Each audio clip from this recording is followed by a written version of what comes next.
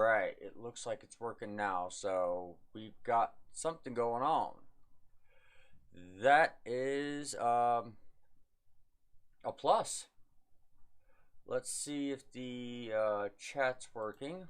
Sorry, I'm just coming back from not streaming for a while, so give me just a minute to check everything.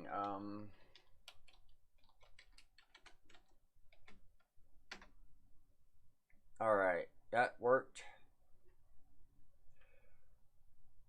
Oof. Okay. Welcome to Home of the Neon Alliance, the first and only call-in show dedicated to the simulation hypothesis. I'm the one and only RAO. I'll be your host today. And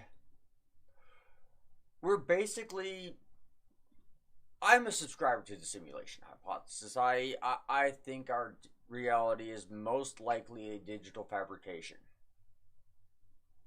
And I want to talk about the evidence that I've found while looking around, checking things out. And I want to ask you questions about it, see what you think about it, see what you want to understand about it, see if you disagree with it, everything. So, I mean, yeah, that's just the thing that I'm looking to do here is figure out if I'm right, figure out if I'm wrong. So, check the video resolution, which is not optional. Oh, fuck this. So, we're gonna do that later. We're not even gonna worry about that right now. I'll figure it out later. Let's see.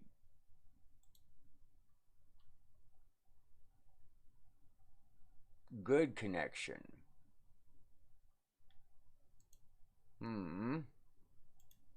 Okay. It looks like everything's going on good for now. And what we're gonna do next is I will be taking calls at any time. But we're gonna start out with me going over some details in the I think it was 2016 Isaac Asimov debate that Neil deGrasse Tyson was hosting. Oh, there is no sponsors here. Ain't nobody giving me no money to produce this. So you see me using a product, it's not because they're paying me to, it's just because that's what I do. This guy Tegmark, he was part of the debate. It was Tegmark. I'll give you the names right now. Let's see. The panel was Neil deGrasse Tyson. He was basically the moderator and host. Dr. Davudi. I'm probably doing that I'm probably pronouncing that wrong. Let's see. Max Tegmark, I remember him. James Gates and Lisa Randall. And David Chalmers. Sorry about that. Forgot about David Chalmers. And so these were the people that were involved.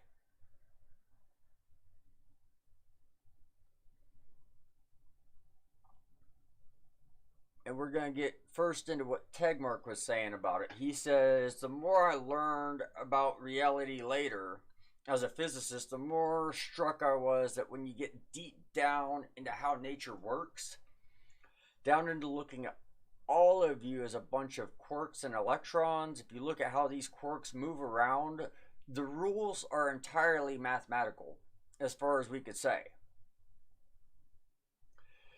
If a character in a video game, or if you were a character in a video game or a simulation, this isn't his quote. This isn't anything. Well, it's a paraphrase. But if you were a character in a video game or a simulation, he'd begin to realize that the rules were rigid and mathematical in just that way. So basically, the idea that physics exists at all is something that Tegmark is saying that is evidence for a simulation. Just the fact that physics exists. And I'm not going to go that far. I don't disagree with it, but at the same time, it feels too much like circumstantial evidence to me. And yeah, Gates works in superstring theory, and he discovered what looked like error correcting codes, which are used to check for and correct errors that have been introduced to the physical process of computing. Like some computers, they'll send you the same thing 3 times. And when you get 2 right answer, or when you get 2 answers and then 1 different answer, the error correcting code goes with the 2 because the ones that got the same answer are probably right. And finding that type of code in a universe that is not computed is extremely unlikely, Gates said. And this is a quote directly from him. This next part. Error correcting codes are what make browsers work. So why were they in the equations that I was studying about quarks and leptons and supersymmetry? That's what brought me to this very stark realization that I could no longer say that people like Max Tegmark are crazy. Or, another way, if you study physics long enough, you too can become crazy. So, that's what we're talking about here is we're finding this error correcting code in the exact same, it's not, according to the actual debate, it's not similar to, it is identical. And to get that degree of similarity to where it was point for point is just a little bit unbelievable. And I have trouble thinking that this is an organic universe because of the error correcting code, because of the fact that we had the Planck constants, Planck time and Planck length. And I didn't want to go too far into this because I was hoping we'd get some calls. A little side note. When I did this, I actually put I put the stream on my gaming website rather than my simulation hypothesis, or my YouTube channel, sorry, my gaming YouTube channel instead of my simulation hypothesis YouTube channel. But I got the links in for the wrong channel. Now, as soon as I went to go correct that, let me see if I can cover this up. Oh, good. Now you can't see the brand name. I like that better. Let's do that from now on to where you can't see the brand name, because people think this is a crazy idea, and I doubt I'm going to get any sponsors from this. Well, anyway, when I went to go correct it and put it in Home of the Neon Alliance rather than the one and only RAO, I had Facebook basically crashed today. Like, it's been off for about an hour or so. But it was right as I was trying to correct this stuff. So I'm not expecting many people to show up in here today just because of everything that happened with it. However, I do want to talk about it. I do want to make this a regular thing for you. I want to start getting calls in. I want to start making this more of an accepted idea, to the point that it's not just a few eccentric people. But since we were talking about Neil deGrasse Tyson, I actually had a thought on something he said in one of his YouTube videos. He said that our chances of being in a simulation are 50-50 because we haven't made self-replicating simulations yet. And he thinks that that would be one of the prerequisites for taking the simulation hypothesis seriously. I think the fact that we haven't done it yet just means that we're the last little stick on a branch of simulations. We've got a reality, there is a reality prime. And yes, if I'm wrong, if we are not in a simulation, then that does not stop there from being a reality prime. It just simply means that this is reality prime. But even within that, even within our reality prime, we have SimCity, The Sims 4, we have Elder Scrolls, we have all kinds of simulations. So we have simulations within our reality, and in The Sims 4, your Sims can play video games. So that's a simulation within a simulation. Now, the programmers of The Sims 4 are the same ones that made the video games inside The Sims 4. So we haven't had any computer programs make computer programs yet. Like we haven't had any of our simulations make a computer program yet. If we get to that point, then we are at a point of regress. Where is reality prime? Like, how far does it go? What do we know about it? And let me get back into this. I'm checking out something from space.com. It's basically the transcript of... It's not a transcript. It's basically a summary of what happened during the debate.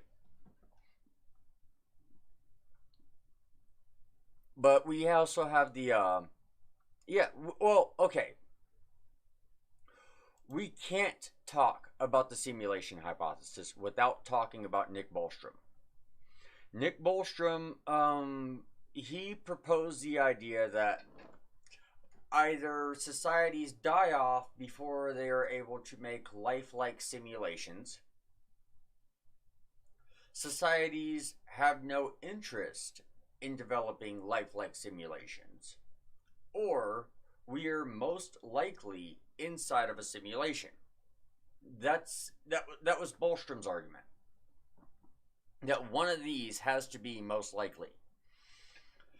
Now, video games are going to last for a long time, I think.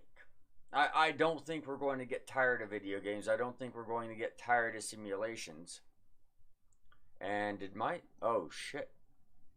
I can't change the recording. I'll make sure to do it next time. I'll make sure, like I said, this is my first YouTube video in a long time. So please let me know in the comments what I need to be doing better. Because I want this to be a successful show.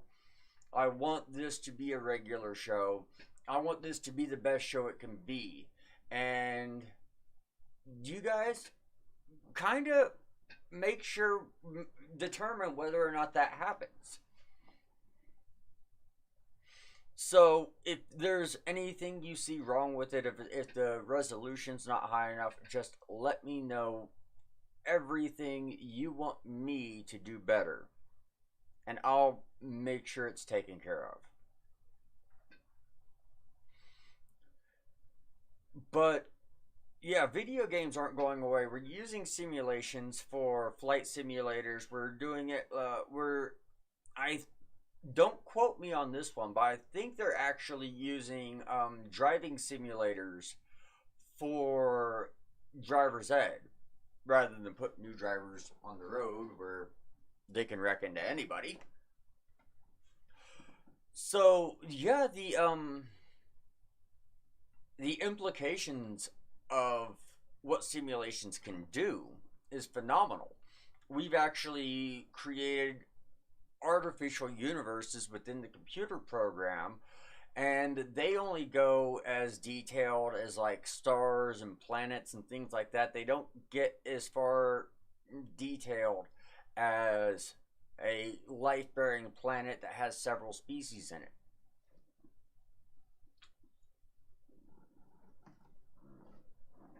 So we're not there yet. But to say that we won't get there, you're kind of deluding yourself to think that we won't reach that kind of spot.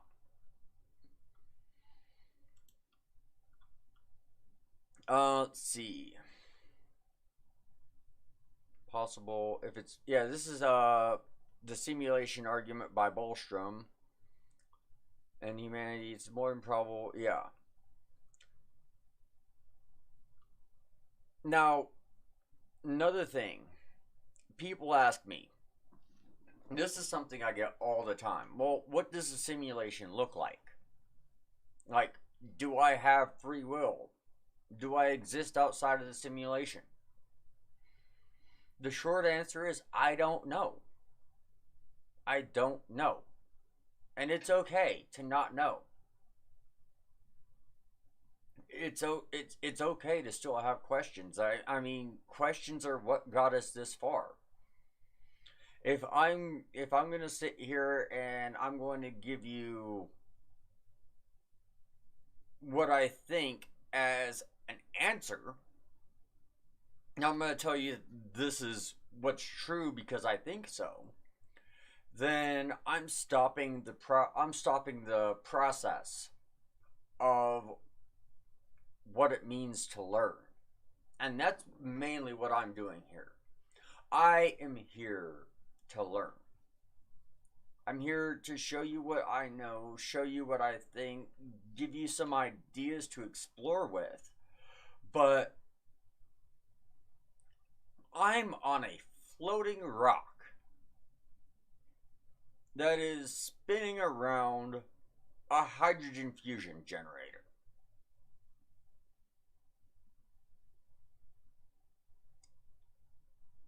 That in itself is friggin' amazing. Not miraculous by any means, just friggin' amazing that this combination of events is possible. The fact that life is possible. Yes, it's amazing. But we wouldn't know anything about that if we didn't ask the questions. If we didn't explore, if we didn't say anything because we were afraid to be wrong. I'm not afraid to be wrong, I just think that I'm right. So what I want to do with this is I want to explore and ask the questions. I want you to challenge me on what I think the answers are. And I want to figure out mainly how to get this out of. I want to find out how to get this out of the unfalsifiable category because that's what it is right now. It's unfalsifiable. And something else that Tegmark, I believe it was Tegmark who said it. Going back up way to the top. There's certainly not going to be any conclusive experimental proof that we're not in a simulation. Any evidence we could ever get would be simulated. And that's one of the unfalsifiable things I'm worried about. Is the fact that we can never know if we're not in a simulation.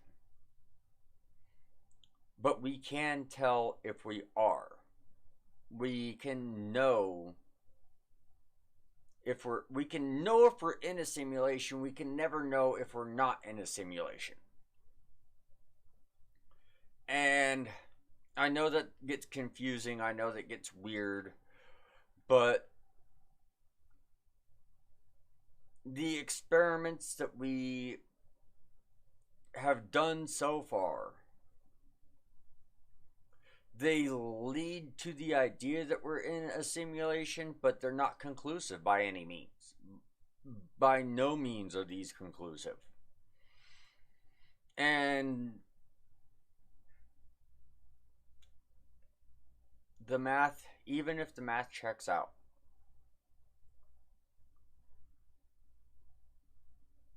that just means that the math checks out. That just means we're adhering to the rules within the game, within the simulation.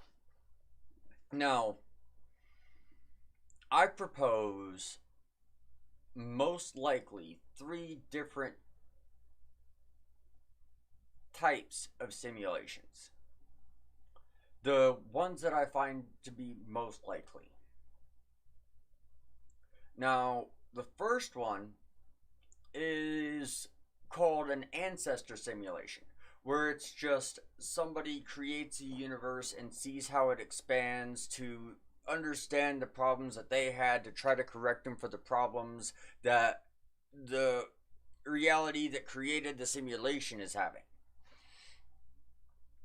But I find a couple of flaws with this. I've gone over this in The Gospel Truth with Ricky Rodan, but the Planck constants that I mentioned earlier, Planck length, Planck time, are the smallest measurable units of length and time. And I'm talking about 1 to the negative 23rd power. 1 to the negative 43rd power. How small these things are.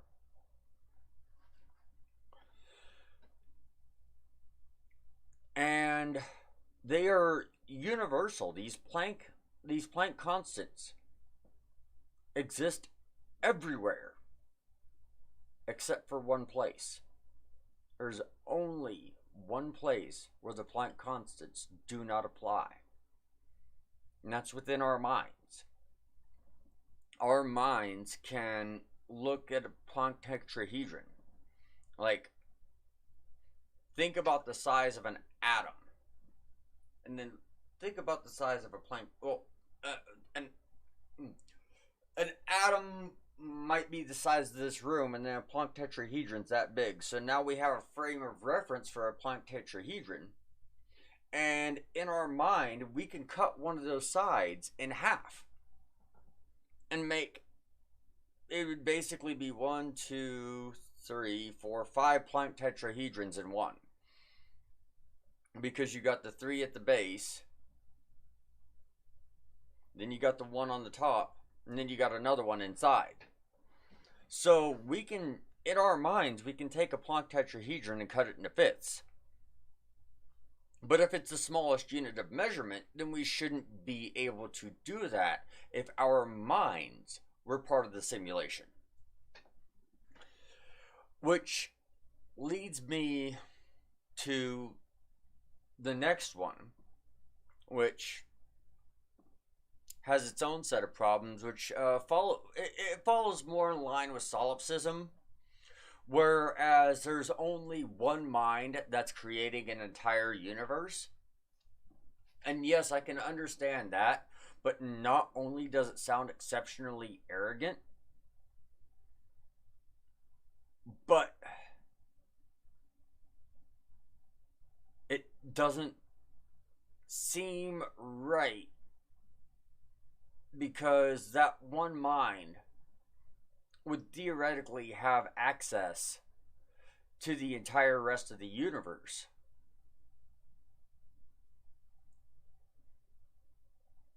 Unless, of course, it was a game like Elder Scrolls, you can't, like when you're playing Skyrim, you can't read the mind of uh Fenrir. First name I thought of. I don't even remember who he is. Raylar or Candy. It's been way too long since I played Skyrim. But if you're playing, if it's one mind playing for the first time, yeah, I could kind of understand that. If it's a single mind creating a universe, that doesn't make sense. That takes me. That's one of the things that takes me away from the God claims. Is that if it's a single mind creating an entire universe, then that mind would have access to the entire universe. And so far, we have not found a mind that has access to the entire universe. We have vague prophecy, we have different ideas, but we don't have anything that's like verifiable that says that there's one mind making a universe. Also, unless we like resort to last Thursdayism, last Tuesdayism, one or the other, it's one of those days. Unless we go to like last Tuesdayism, then that mind would have had to spawn a go over and over and over again to keep the simulation running because nobody has been alive forever. So the solipsism idea doesn't sit well with me. A single player RPG seems feasible, but it still seems really arrogant because, like, according to the single player RPG idea, there's only one mind in this universe. Again, there's only one mind experiencing this universe, and then the entire rest of the universe is a program. I don't see it. I don't. It's speculation. It's all speculation when you get into what type of simulation it is. But the thing that I'm seeing, the thing that I'm seeing is that we have minds.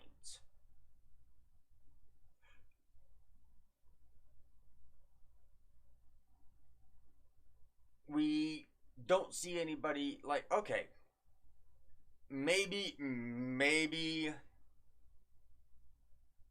let's not even get into those maybes.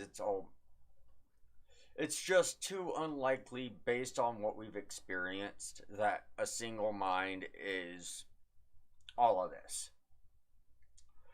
What it seems more like to me, what it looks more like to me, is an MMO.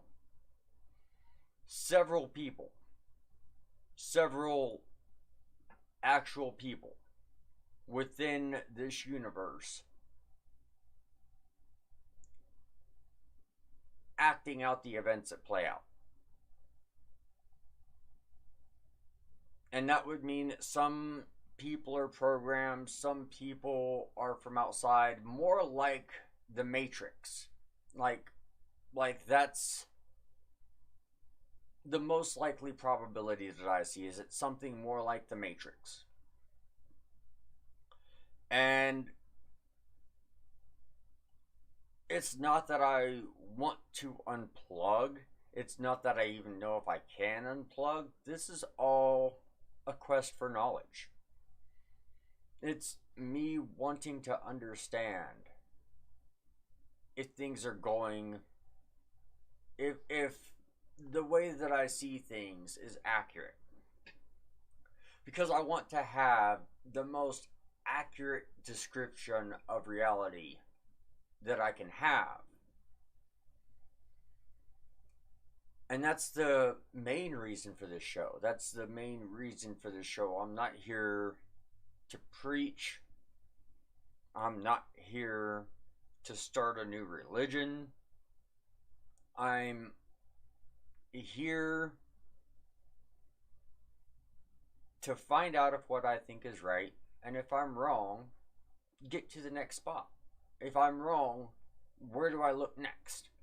Where should I go to have the most accurate description of reality? And the simulation hypothesis is the spot that I'm at right now. That's the area where I found to be most likely. So, if somebody has an argument that makes the simulation hypothesis less likely than us being reality prime, I want you to call me. I want you to call me. I want you to tell me you think I'm wrong. And I want you to tell me why you think I'm wrong. If you think I'm right, but you think I've got a fuzzy idea about what the simulation hypothesis is, if you have evidence that leads one idea to be more likely than another, I want to hear it. I want to know what you think about reality. I want you to know what I think about reality. And I want us to work together to make the most accurate description of reality possible. I want all of us to have the most accurate description of reality possible. And we're going to do that through open, honest, cordial communication. We're going to be discussing existential matters. We're going to be getting deep down some rabbit holes. We're going to be looking at possibilities and comparing them against other possibilities. If you have a God claim, if you have a God claim, and you think it disproves the simulation hypothesis, I want to hear your claim. I want to hear the evidence for your claim. And I want to see how it stacks up against the evidence of the simulation hypothesis. If you have a God claim that you think proves the simulation hypothesis, I want to hear that God claim. I want to hear the evidence that you have for that God claim. And I want to compare it alongside the non-God claim ideas. I want to compare and contrast these, and I want us to do it together.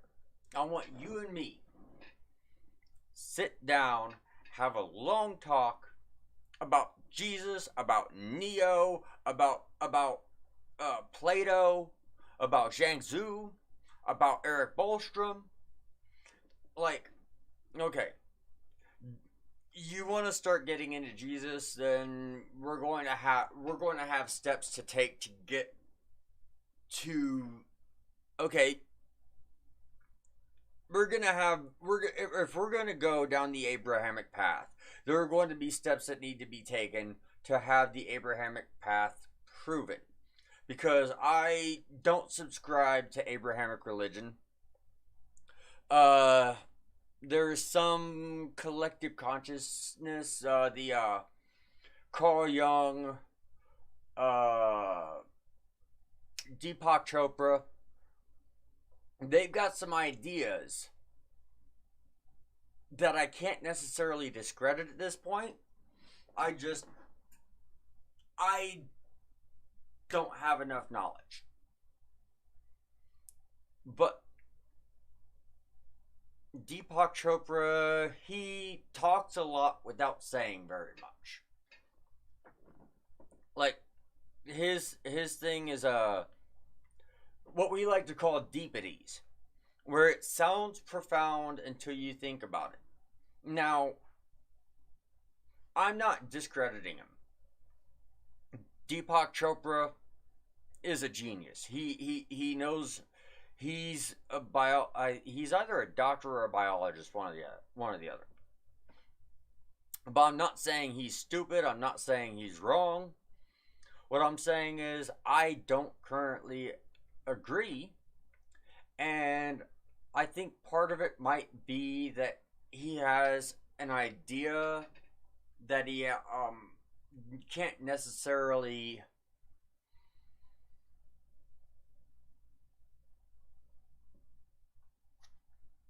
exactly what I'm doing here. He's got an idea, and the idea might be right, but the way he conveys the idea doesn't make sense. So I just, if we want to talk about Deepak Chopra, cosmic consciousness, universal cosmic unconscious, yeah, we're going to have to go down that rabbit hole too. But no matter what it is, we're not going to figure anything out just leaving it stuck in our heads and thinking we're right. It's not that I want to be right, it's not that I want to be wrong. I want to know what is right, not who is right. And I am more than willing to change my ideas and philosophies if better evidence is presented. So, we've been going for 36 minutes. Oh, dang. Hold on. Okay, cool. That was not for the show. So, yeah, I've been going for 36 minutes now. I think I'm going to cut this one short because of the Facebook thing didn't allow me to get this out quite the way I wanted to. I'm going to be back next Monday, 11 o'clock Mountain Time. I'm going to be doing this for as long as I can. For hope, I'd love to be doing this for the rest of my life, but you know, I'm going to cut this stream, see how the quality turned out. Like I said, comment if there's anything you think that I could be doing better. Comment if you have something to say about something I said. If you want to correct something I said, feel free to tell me I'm wrong. Now it's time for the shameless self promotions. Okay, so I'm here on Home of the Neon Alliance. I'm going to be here every week. The one and only RAO, all one word, on YouTube is going to be where I highlight my gaming. And you can see me on twitch.tv/ the one and only RAO for my live gaming streams. And those are chaotic. It's a good time though. Like that's where we'll be chatting about nonsense and bullshit that doesn't have to be specifically about the simulation hypothesis. We talk about video games, we talk about politics, we talk about whatever the hell comes up for the time being. So, with that said, I'm going to depart this time. I will see you next week. Make sure, if you like it, drop the like. If you want to see more of me, make sure to subscribe. Hell, whether you like me or not, go ahead and drop a comment. Tell me you don't like me. Hell, I don't mind that. I've been not liked by a lot of people. But we're going to call this a day, and until next time, keep it real.